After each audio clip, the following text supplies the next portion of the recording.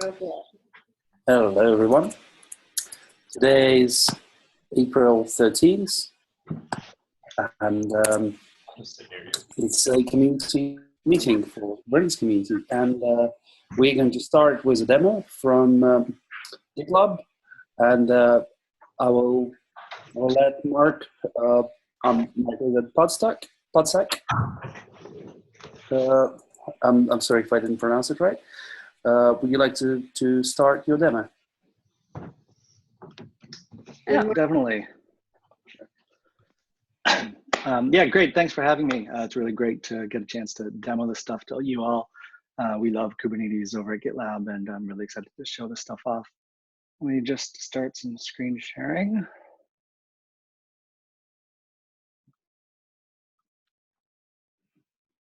Hopefully that is working for you. Perfect. So basically, just to kind of cut down some of the time here, I've already got this pre-installed. I've got a GitLab Enterprise Edition installation running on Kubernetes on Google Cloud Platform. And I'm already logged in, so I'm just going to jump right in and kind of go through our, what we call our idea to production flow. And really, it's kind of trying to encompass the entire software development lifecycle, all from within GitLab. So here, I'll just go and create a new group. I'll make it public.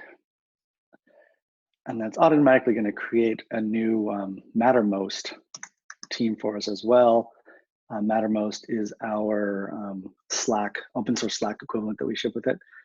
And here, I'm just going to copy and paste a URL for a repo I'm going to clone, save myself some typing. It's a really trivial thing. I probably could have typed it live just as fast. As you see, it's actually just got two files. It's hello world, simplest example possible. But just to complete a few things, I do need to tweak a couple of bits quick. Got this Kubernetes integration, and I just need to change the namespace.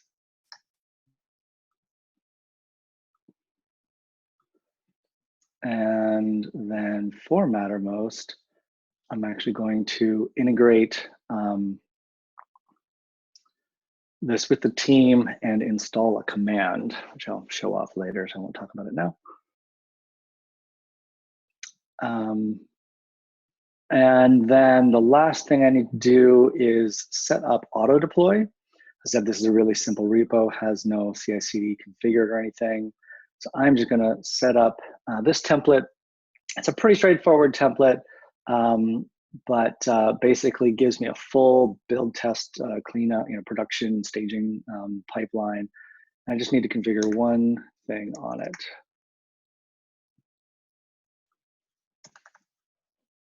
And I'll go ahead and commit that into master. Great, so that's all the setup stuff. So now I kind of want to go through our flow here. I'm going to start actually from Mattermost. As we here at GitLab believe that today more of your team's conversations are happening in chat and not starting out in issues. And so we really wanted to integrate with your chat client. And so here there's this new command I've just added. First time I run it, I just need to connect to my GitLab account. But now, from here, I can do a few things. Right now, it's really simple, just the issues and deployments. But the idea is that if we're talking about some idea and we're like, oh, that'd be a really good thing, let's make an issue out of it, I can just go ahead and do that right from my chat client, and then everybody can see and then get links and all that kind of stuff. So if you're going to create a new issue,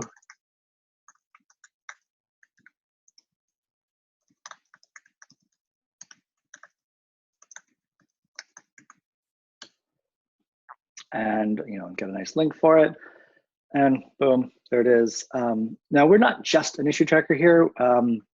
We also let you do planning, and so as a planning person, I'd probably go into our issue boards, and this is kind of like Trello if you're familiar with that. And the first time I need to set up, I'll just create a couple columns: to do and doing and done, and I'll just add that new issue. And then let's pretend I'm a developer. I'm going to come in and say, all right, let's mark that to doing, and I'll start work, and that lets everybody know that it's now being worked on. Now, of course, to start working on it, I'd obviously have to start writing some code. So I'm gonna show something that's actually pretty cool. I've got these environments. Since I did set up auto deploy, this actually automatically deployed to staging for me. And I can click this little button here and I will SSH into that staging server and have full access to all the content there. I wouldn't generally recommend doing this for real. This is more for like debugging purposes, but it's also great just for hacking around and testing out some things. And so here I'm just going to make a little change.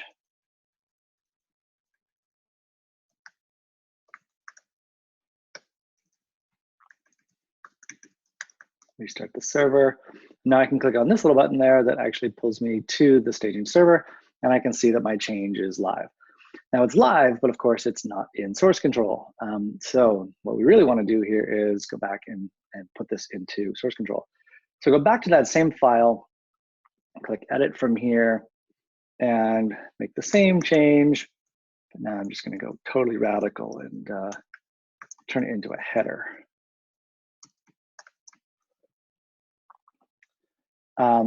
Now, remembering that we're all doing this to work on an issue, I'm going to actually assign this to a topic branch named with the issue number. It was issue number 1. And then that helps so that when we go to create a merge request, it knows that it'll close issue number 1. So I'll just go ahead and finish creating that merge request. And we see that now that we got this merge request, it actually automatically kicked off a pipeline, a CI/CD pipeline.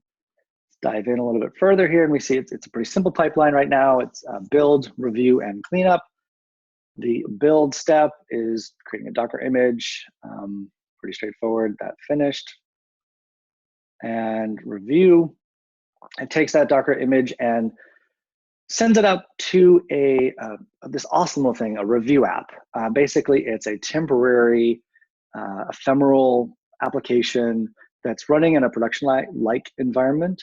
So you can actually see your changes. And we see if we go back to the merge request, we get this nice little notice that's saying it has been deployed, and there's a link to go see this this review app. And I can click through there and I can see it changing live.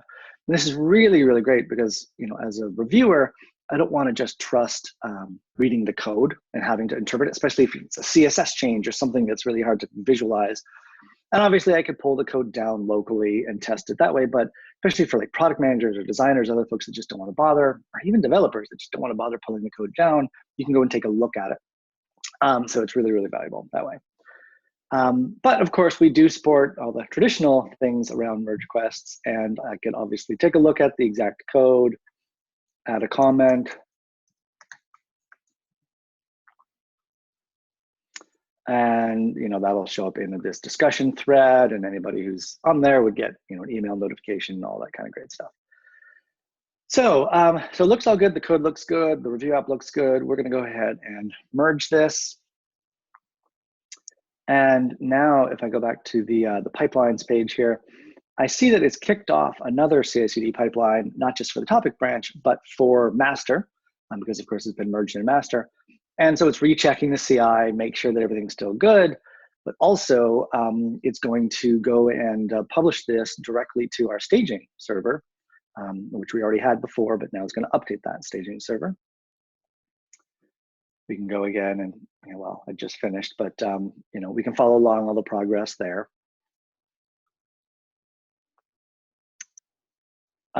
And then actually one of the really cool things, if I go back to this merge request, even though it's already been merged, we now know that it's no longer deployed to review because that app has been destroyed because the branch has been destroyed.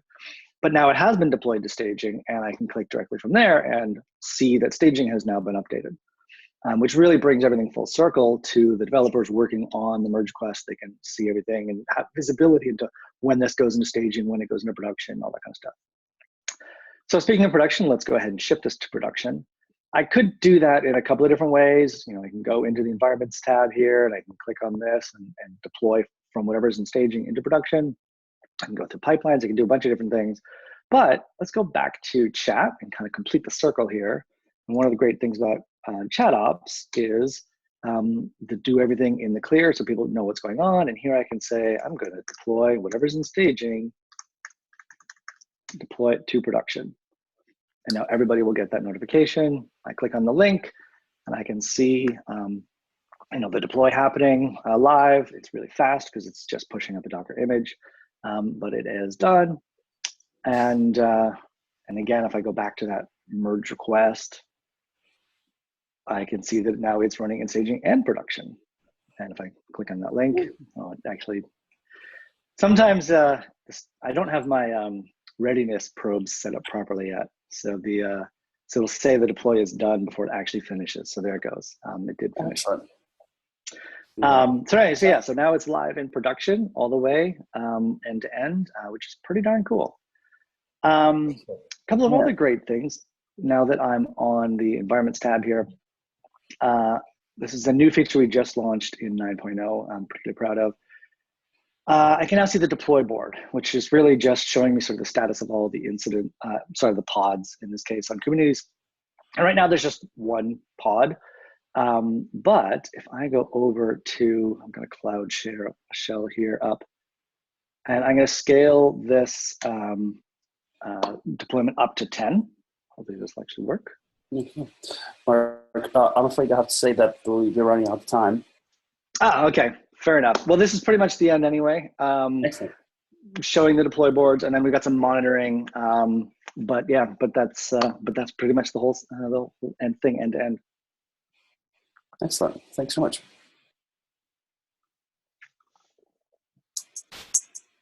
Okay. Next on our agenda, we're going to look at the releases. An update on 1.7, an update on 1.6, and a potential update on 1.5. So for 1.7, I wanted to bring up the starting point for we need to pull together a release team again, because it's that time. So we are seeking volunteers on that, and there is going to be lots of discussion, of course, in what went well and what went poorly in the 1.6 release, in the 1.6 retrospective, which I think I mentioned in the 1.6 listing here as well. But we'll have lots of conversation, and I know that Philip Whitrock also shared with Kubernetes Dev a suggestion of changes to the release process and the release team and all of that. So I think that we're going to be kicking all of that off and seeing where we, Maru Newbie from Red Hat has volunteered to lead. I did not know this. This is super awesome, and we'll have to figure this out. Very cool. Is there anyone else for 1.7? Ihor, I know you had one more thing. Before we get into the new features work, is there anyone else who had any other 1.7 updates other than a call for a release team? I think Wojciech mentioned that he wanted to be the patch release manager for 1.7, so I think he'll take that on. Okay, so patches later. Yeah, so starting in July. I can't spell Wojciech. Can't either. Okay. For patching, we also will be looking for a 1.6 patch release manager, yes? Or did we have that already identified? I think Anthony's been doing that by default, okay. But I don't know if he's wanting to continue. Yeah, let me follow up with him and check. Because we have generally made the patch release after the first one a different person. Yes. Okay. How about anyone else on 1.6 items before we go to features? The docs person for the 1.7 launch is going to be Andrew Chen this time around. Ah, okay. Very cool. All right, we will continue to pull this together as we find a team collected. So, Ihor, do you want to go on to the features workflow and then I'll stop chatting? Yes. Awesome. Yeah, by the way, moving ahead, I would also volunteer for 1.7 release features role if there is an open option. So speaking about the release process, let me share my screen. I will show the actual document that I have created. We have integrated at the SIG PM meeting that happened last Tuesday. So this document describes the global vision of how should we enhance our feature submission process and feature workflow for user releases starting from 1.7. This work has been, this document has been including like lots of work that has been done during the last time, and it collected our experience working from the 1.6 releases and prior releases. So please feel free to review this doc. We have agreed on this version at the SIG PM meeting. At the same time, we'd like to receive the global community feedback regarding this.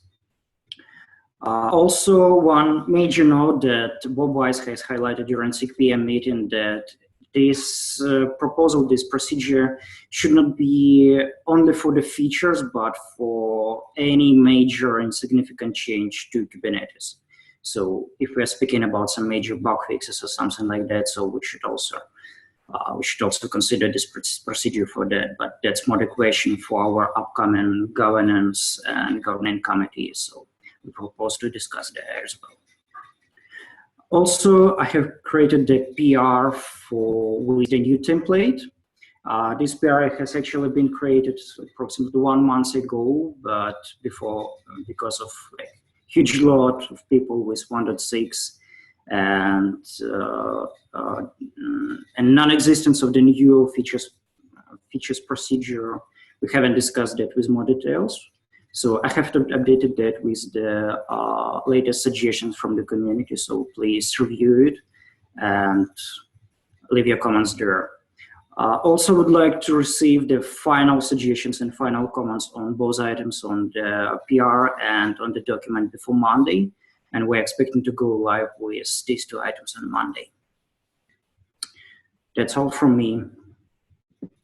Any questions?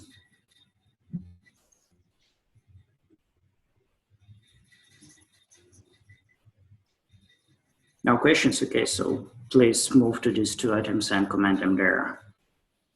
Ilya?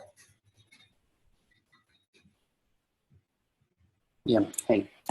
Okay, so do we have an update on 1.6 from Dan?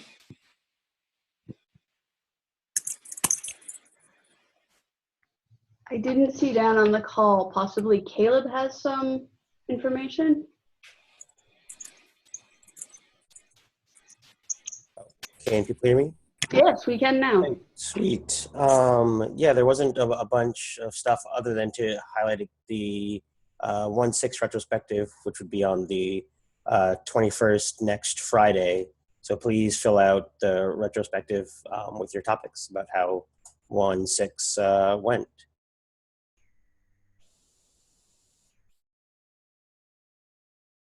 And I don't know if we have Sod here either.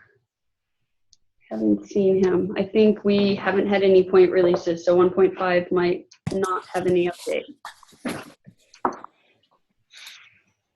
Okay then. So SIG updates.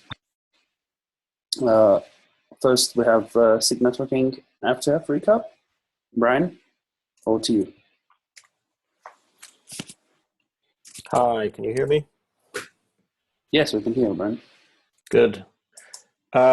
Yeah, so I said I'd give an update. We had a face-to-face meeting in Berlin, which was very well attended. I thought about 40 people showed up. And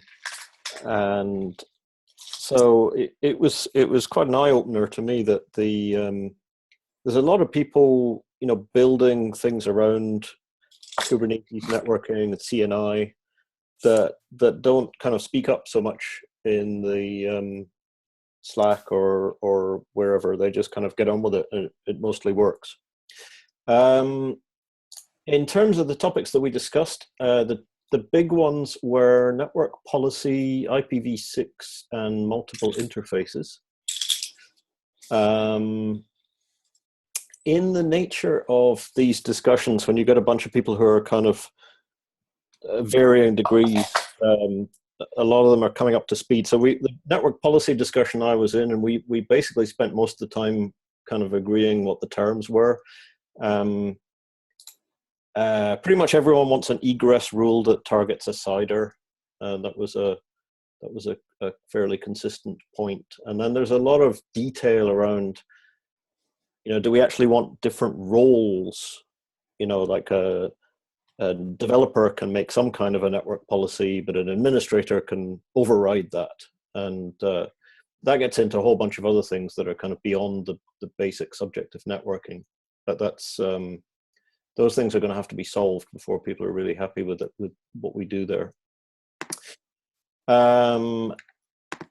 Multiple interfaces, I was not actually personally in that discussion, but I believe the interest is in things like if I have one network that I want to do my application traffic on and another network I want to talk to my storage array on or something like that, then right now Kubernetes only supports one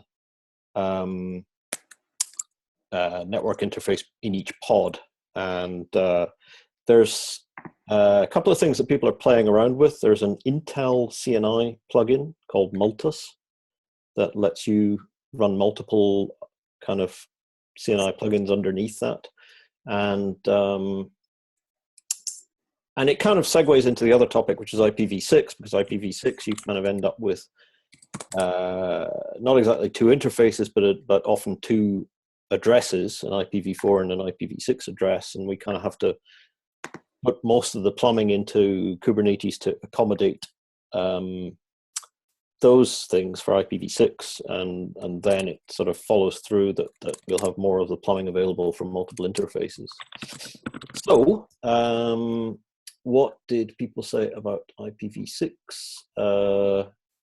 There is work going on. It's kind of started and stopped a few times. We need to get some of it done in CNI and some of it done in Kubernetes, and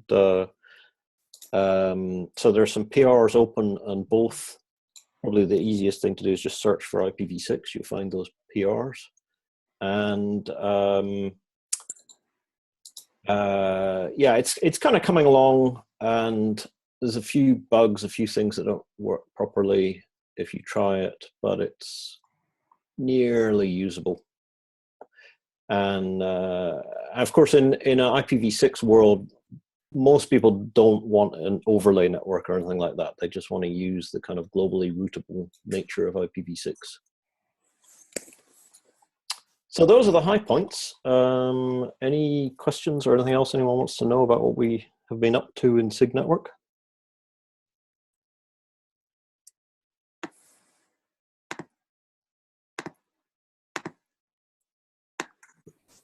Has there been any more discussion about packaging up the CNI plugins? Because it's becoming kind of a point of contention, having a good pot in there. I can hear quite a lot of typing. I did not quite, I understood your question was about packaging up CNI plugins, but I didn't quite hear the detail of it. Yeah, has there been any more discussion? Because it seems to be a point of contention around like moving around plugins between different clusters today. Has there been any discussion? Well, let me tell you what one of the things that is happening is, or at least we're close to moving on that, is to the CNI repo has both a library that gets used by lots of things, and including Kubernetes, and some plugins that are built out of it. And we are thinking that we should really split those things up. And there's also the specification of CNIs in there, and that causes a different kind of confusion, because you get a release and you don't know whether it's you've changed the spec or you've changed the code or you've changed the plugin or whatever. So putting those things in 3 different repos organizationally will make that easier. I'm still not entirely sure about your question about moving from cluster to cluster. Can you try and clarify that? That's okay. I'll ask on the SIG Network. Thanks. Okay.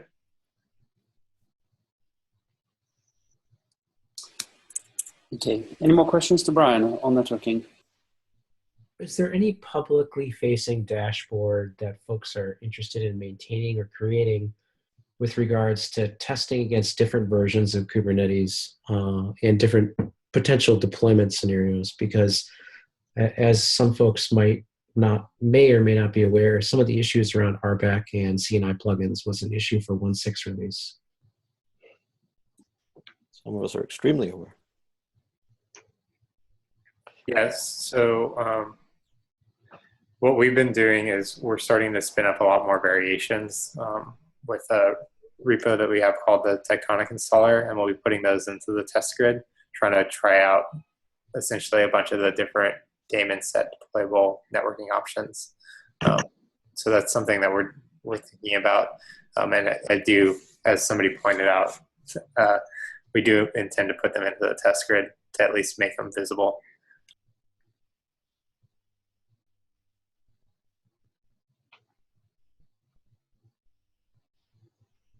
Anyone else has questions on this topic?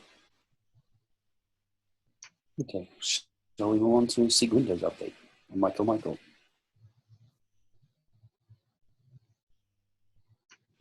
Okay. No, Michael? You confirmed this morning. Yeah, I'm right here. Oh, hey guys. Excellent, thank you. So it's a quick update from SIG Windows. So essentially, we've been trying to kind of nail down our plans for the roadmap to beta in terms of the networking subsystem that we're going to use for Windows Server containers on Kubernetes. We've made tremendous progress with OVN and OVS solution. And we have a lot of working prototypes on that, including folks that are using that in pre-production right now and kind of testing that out and giving us feedback on that. In addition to that, we've been working with Microsoft, and there's going to be a lot of announcements at DockerCon next week coming from Redmond around native overlay drivers for Windows Server 2016. And our goal there is to, we're creating a partnership between Tigera, Cloudbase on the OVN and OVS space, as well as Microsoft, to produce CNI plugins by utilizing the networking overlay drivers for Windows to produce a comprehensive networking strategy for us. So that's basically what the SIG has been mainly focusing lately, and that's been consuming all of our time. That's Thank it. you, Michael. Suppose, does anyone have questions on this topic? Okay. Shall we move on to SIG Docs? Devin, on to you. Yep, I'm here. Let's see. Yeah, I can share something real quick. Okay, can everybody see this? Yes. Okay, so this is a tracking matrix for the site reorganization and the deprecation of the Kubernetes guides section. Guides previously held, I would say, probably 70 to 80% of the hand-authored content on Kubernetes.io. And by hand-authored, I mean actual markdown that people wrote, not reference documentation. And because of that, it had a lot of it had some deeply nested tables of contents. It was very difficult to navigate through it. So we came up with a new organization that we shopped throughout SIG Docs and publicized a couple of times. And this is the migration plan. The migration plan we chose to go with was to migrate first and edit later. So moving all the docs to their new homes and then editing them in place to conform to new templates and new style guides that we put out. And as you can see from the deprecation phase table here, or deprecation phase column, that and the migration status column in F, that the vast majority of content has been moved. We've gotten a lot of this stuff through to its new homes. Only a couple of stragglers remain. And we'll start editing it in place. And we hope to have this effort completed before the 1.7 launch. This means that there'll be some doc implications for the 1.7 launch. For those of you who edit docs for new features, you may find that what you're used to editing is not in the place where you thought it was, or not in the place where it used to be. If you're looking for a place for new documentation, if you don't normally write docs, but you're looking for the place where your documentation should go for 1.7, it's not going to be in guides anymore. Guides is deprecated. Our docs release person, Andrew Chen, and also myself, and also Steve Perry, will be available. We want to get involved in the 1.7 release early to help people find out where their content should fit in the new structure, what kind of tasks, documentation, tutorials, or concepts you'll need.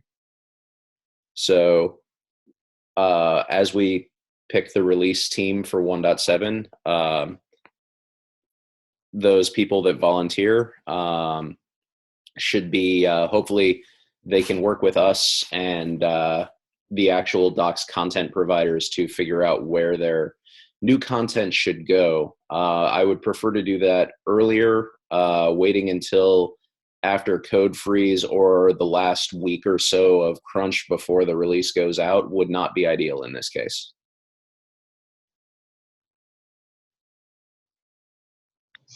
So to that end of not waiting to get docs up till the very last moment, we had started conversations about versioning of the docs and getting beta docs up as soon as we cut our first beta release. Where does that all stand? Versioning docs is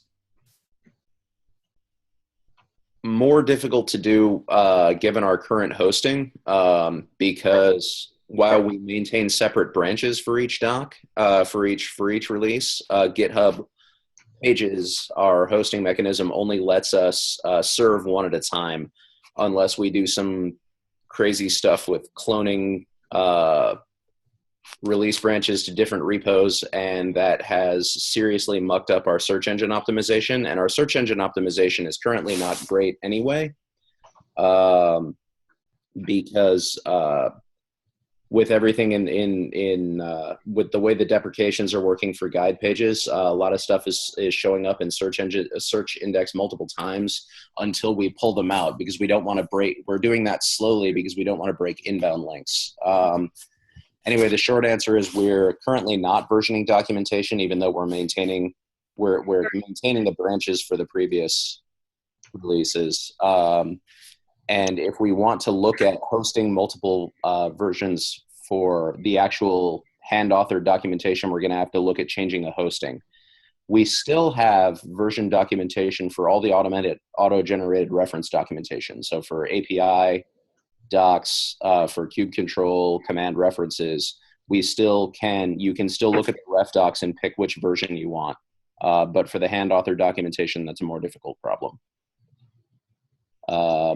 As far as pushing docs out earlier, that has not come up. Doing beta documentation for beta releases has not come up. If that's something that people want to look at for 1.7, that's something that we need to start talking about now, because that's that increases that's going to increase the burden on SIG docs, and we're going to have to figure out how to account for that.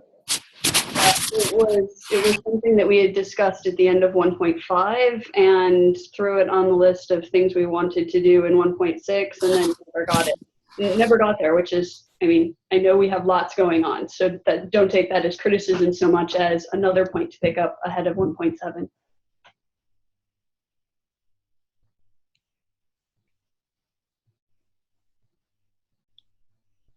Okay, that's all I had. Okay, thanks very much. Thank you. We have next. Right, so we don't have any more SIG updates today. I'd like to note, as it's been previously mentioned, there will be a 1.6 retrospective on the 21st at 10 a.m. Pacific, 1 p.m. Eastern, and that's 6 p.m. London time for anyone in Europe. There's still a retro doc, which you can add suggestions to. I haven't done so myself. I'd like to take a look at it. I think this had been announced previously, right?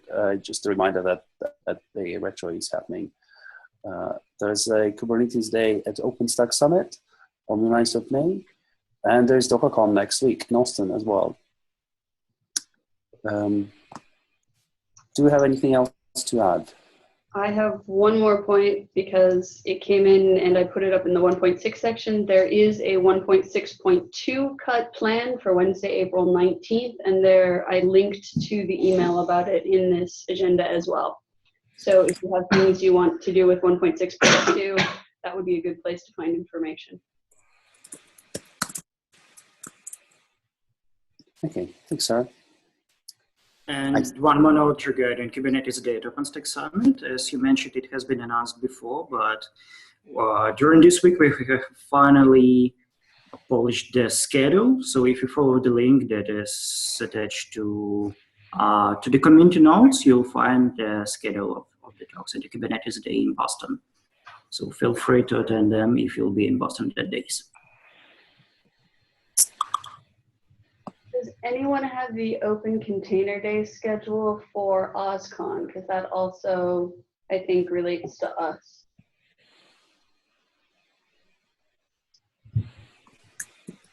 OSCON?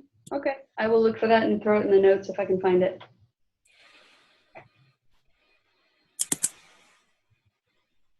Okay, now we're looking to finish early today. I don't think anyone will argue with the gift of time, but it's always worth a question. Does anybody else have any topics to discuss?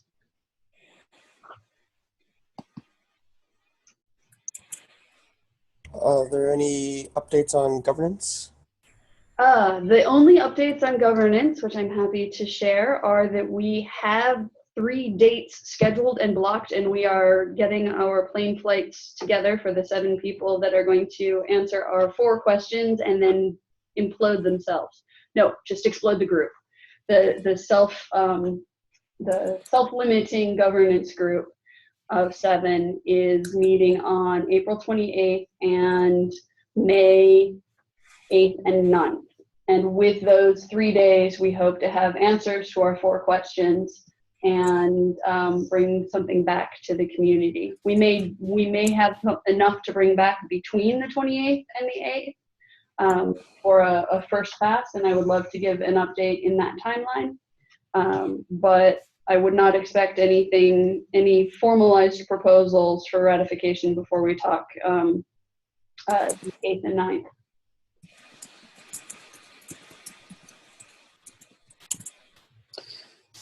Okay, so if anyone has any more topics to discuss,